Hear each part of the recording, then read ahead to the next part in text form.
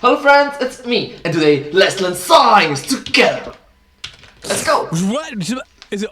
Morning. Is it that time? Hi. Morning. To do a video like This is the science. I'm not playing. Tanya, please turn the fake camera off, please. Hi, hello, it is me, Austin. Hi, Austin. The definitely prepared guy. I have definitely not been distracted playing Tower of Fantasy under the guise of research. Anyway, Hana Studio and Level Infinite recently approached me and was like, hey, would you like to come to a sponsored video for our game Tower of Fantasy? We have a new version update coming out. And I was like, all right, well, give me a minute. I'll just, what? I get to make my own waifu? Oh, heck yes! Except, more professionally than that. Professionally. I think. I don't remember. Yep, more professionally. Anyway, the game is a lot of fun, but what specifically I want to take a look at in the terms of science is something we've never looked at on this show before, which is this. How on earth do you make a city float? Specifically, this city. Miroria. You see, floating cities are a staple in games since well, basically since we've had graphics. Probably since before there were graphics. In any case, floating cities are all over Tower of Fantasy. There's Hycros, your home base, there's Cetus Island, the amusement park thing, there's this thing near Cetus Island, and on Artificial Island there's like half a dozen floating platforms. But the one I want to take a look at today is all the way in the land of Vera, the new zone in Tower of Fantasy. It's like this Mad Maxy desert place, but what's most interesting to me is this, Miroria, a floating pyramid-shaped cyberpunk city in the middle of the desert map. It's enormous. We've talked about flotation and stuff on this channel before, but not exactly in this way, so let's get right down to brass tacks. So, you'll want to float a city, and here's why you shouldn't. Floating is a very, very easy thing to describe in simple terms. We are on a planet. Planets are big, heavy. They have mass. The existence of mass in a space creates a force that around these parts we like to call gravity. There's lots of explanations for why gravity exists, but that part isn't actually that important for this video. Just assume that it does. Gravity can be described, I think, in simple terms as a massive object pulling something toward it. This is the force that keeps us glued to the earth no matter how high we try to jump. Interestingly, your body also has gravity, and that pulls back on the earth, but the force is teeny tiny. Gravity, all said and done, is actually a pretty weak force. I mean, think about it. It takes a whole earth to create the 9.8 meters per second gravity we experience on our planet. Actually, what I learned was 9.81 meter per second square, so same, close. It attracts you. You attract it. What you need to do to float is to apply an opposing force in the opposite direction of gravity that surpasses whatever the force of gravity pulling you down is. Now, in the past, we have talked strictly in the terms of flight and buoyancy, which is a force that's created by a voluminous object, that is to say an object of unusual size, pushing air out of the way, and this in turn creates an upward force. We're going to be mostly ignoring this form of flotation and instead looking at what might strictly speaking be called hovering or levitating, which is where you use some form of propulsion to create that upward force that counteracts gravity. You know, like rockets or the propeller on this toy drone that I bought for my kids. So to levitate, we need to counteract the force of gravity. Force in Newtonian terms is illustrated by this formula, F equals ma, where force equals mass times acceleration. So a coffee cup that weighs 1 kilogram, it's a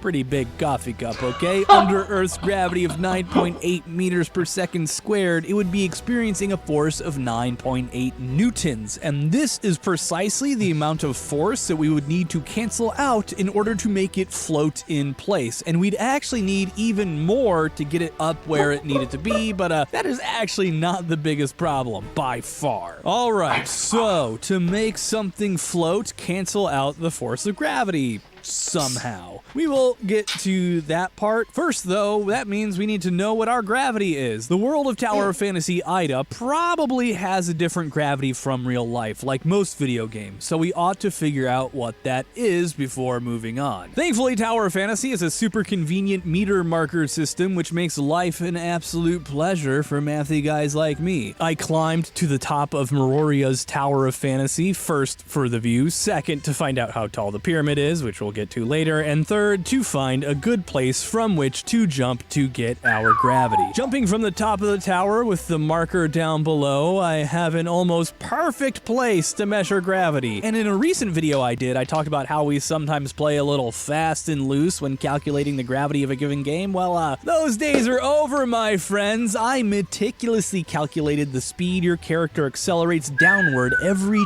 10 frames, or every 1/6 of a second, and found precisely when you reach top speed. So I can tell you precisely what the gravity is in this game with near 100% confidence. The player reaches a top speed of 39.6 meters per second in just 1 second and 40 frames, which, taking this acceleration formula, we can determine gives us a gravity of 23.76 meters per second squared. This is just about the surface gravity of Jupiter, which seems to be a pretty popular acceleration rate for most video games. It's high, to be sure, but not abnormally high by a long shot. Okay. Surface gravity acquired. Now we just need to know the mass of our floating city. Friggin' Peachy swears. That's right, like how hard can this really be? This is the science! We've certainly done harder stuff than this here before, right? Right? Oh boy, this is gonna suck. Okay, that is a bit of a fib if I'm being honest.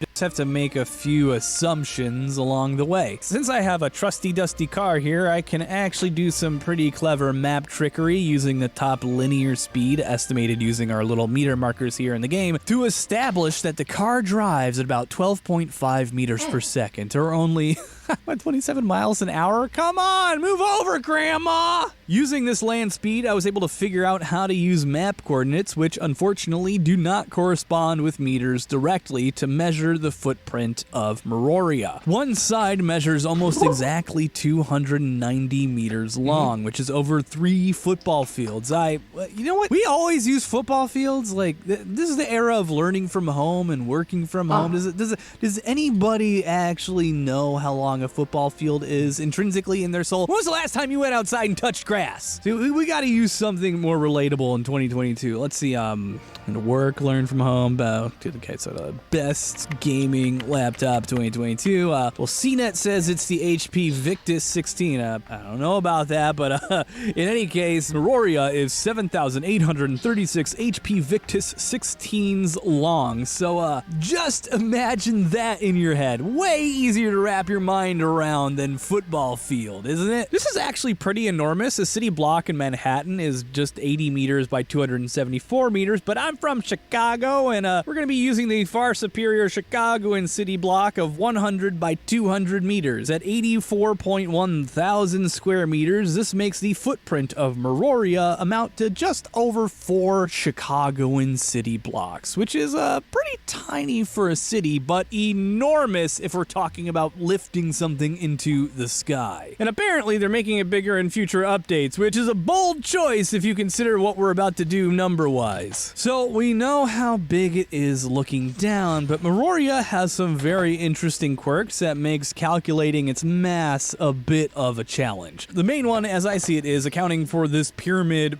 dome thing, which honestly probably amounts to only 1% of the total mass of the thing, but what's more interesting than that is the buildings on this thing that don't just go up, they go down as well. Which makes sense, right? You have 2 vertical axes to work with when you have a city floating in the air. Why not just use them both? This effectively doubles the amount of usable space there is, turning a 4 city block surface area into over 8 when it comes to building space. Still pretty small compared to a real city, but we really got our work cut out for us regardless. However, we do have some things working in our favor. For one, we know the city's length and its square meterage, which, believe it or not, is enough information for us to solve everything else. So when I climbed to the top of the Tower of Fantasy to get the height of the pyramid, which by the way is over 750 meters or 320,000 HP Invictus 16 stacked on top of one another. And Tanya, don't you dare be trying to animate that using 320,000 of anything. You're gonna melt your processor in what, at your thinnest dimension, you're gonna have a 1 pixel to work with, which means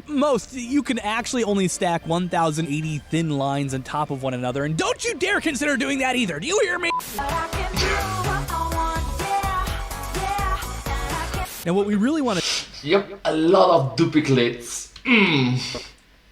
do is figure out an average building height so we can somehow turn that into a mass per square meter unit. Thankfully, from up here on the tower, I'm easily able to do this without any fancy or special tricks up my sleeve. I simply kept falling down and down and down on Meroria until I reached the spot where most of the buildings topped off. I actually went a little lower to make it so our numbers for this video had half a chance because things got really nuts later. Just go ahead and trust me on that one. So from here we can determine that the average height of the buildings in Meroria is about 200 meters or 60 stories tall. That means each of these buildings is over half the height of the Sears Tower. Willis Tower? No, I don't know her. Now we just need to know how heavy a building is, and we got everything we need. Buildings, even futuristic ones, are made out of stuff, metal, wood, drywall, pipes, all of this stuff has weight. Now we're gonna use a rule of thumb to figure out how much this city weighs because it's basically impossible to account for everything. There's just way too many variables. Construction companies estimate a 1-floor building to weigh 200 pounds per square foot, with a 2-story weighing 275 pounds per square foot. Working this trend upward and outward, we can determine that our city on one side weighs over 16,000 pounds per square foot of surface area, or over 79,217 kilograms per square meter. That is a lot of kilograms. That is like having a fully grown, overweight Argentinosaurus bearing down on every square meter of this bad boy. So, all right, we just multiply that by the square meterage for our top half of the city, and then times that by 2 to account for the bottom half, and hit enter to get our mass in kilograms, and woo! 13.6 billion kilograms. That is a lot of kilograms. I don't actually have anything to compare that to in real life, which is like, I don't know, like Meroria weighs like the same as, 8 city blocks, and that is a lot. But we are not done yet because this thing is powered by a power source known as Omnium, the super technological power source of the future that powers everything from medicine, weapons, cars, the whole shebang. And this stuff has got to be powerful because it is holding this thing up using either propulsion or the manipulation of space-time fields, both of which require power. How much power? Well, we'll get there. Knowing the mass, we can multiply it by the gravity we found earlier, 23.76 meters per second squared, to get a final force required to keep this thing hovering, and that amounts to 323.8 giganewtons, which I don't even know how to quantify that. It's the force of 32,380 Saturn V rockets blasting off at liftoff, but just like never stopping. You would strap 32,000 Saturn Vs to the bottom of this thing, hit blast off, get it into place, and just keep shoving fuel in, and hopefully they keep going. This would take an extraordinary amount of energy. According to NASA, the Saturn V's generated power equivalent to 85 Hoover dams, which we can actually easily calculate. The Hoover Dam has an installed capacity of 2,080 megawatts. A Saturn V rocket generated 85 of these at launch, which is 176.8 gigawatts per rocket. That's joules per second. So for a rocket, that's actually not too bad, but they usually only run for like a minute or two. But we have how many of it is again? 32,380 of these bad boys? That is 32,380 times 176.8 gigawatts, which gets us 67 terawatts of power that's being used to keep this city floating in the air 24/7. To put that into perspective, the world's largest power plant is the Three Gorges Dam in China, and it would take 22,500 of them to power the rockets on this thing to keep it afloat. This thing would take a total of 589,995 terawatt hours of power to keep afloat for just 1 year. That is 24 times the amount of power that is used in the entire world. Period. Everywhere. The whole planet. Everything. Everywhere. The whole year. 24 times just to keep this thing floating. And why? Well, because it's cool and we like it? Omnium must be crazy powerful stuff and cheap because, like, the power used by everyone in there would pale in comparison to this when it comes to power consumption. I think probably they should just build a normal city on the ground instead of using an entire world's worth of power to keep this thing floating using space-time gravity fluctuations or whatever. Just an idea. You know, maybe. No, I actually keep it. I prefer my cities floating. It's 100% worth it. Also, hey, I wasn't kidding when I said I've been hooked on this game at the beginning of the video. I've been playing for weeks now, getting my frig sword and scythe all beefed up, picking flowers to cook food, getting my face stomped by massive world bosses. The new version update picks up the story where they left it off in the original game. The events at the Tower of Fantasy brought Vera back to reality, and you're running there to find Zeke and definitely not to find more cooking recipes and chill in the new city Meroria or kill any of the cool new bosses. You can currently play with me if you want by downloading Tower of Fantasy at toweroffantasy-global.com or clicking the link in the description, or you can head on over to the Steam store to pick it up and explore the Gobi Desert with me because it is getting tossed up on the Steam store as soon as the update drops. It's also on mobile devices if you're into that sort of thing, and go visit Meroria for yourself and bore everyone by telling. Can I just pause for a moment first? Do you notice that the name of the character is called Ore no Waifu desu?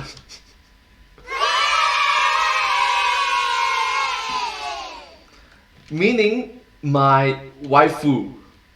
What? Telling them how many newtons of force is required to keep it afloat. Sincerely, Austin. Thank you so much. Thank you. Oh,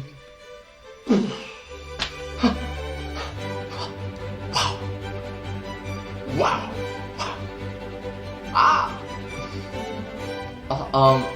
Interesting. Very interesting. Yeah. Thank you so much for watching this video. I hope you find this video quite interesting to watch. But hey, that's just the signs. The signs of thanks for watching. And I hope to see you in my next video. Bye bye. Thank you so much. Subscribe. Thank you.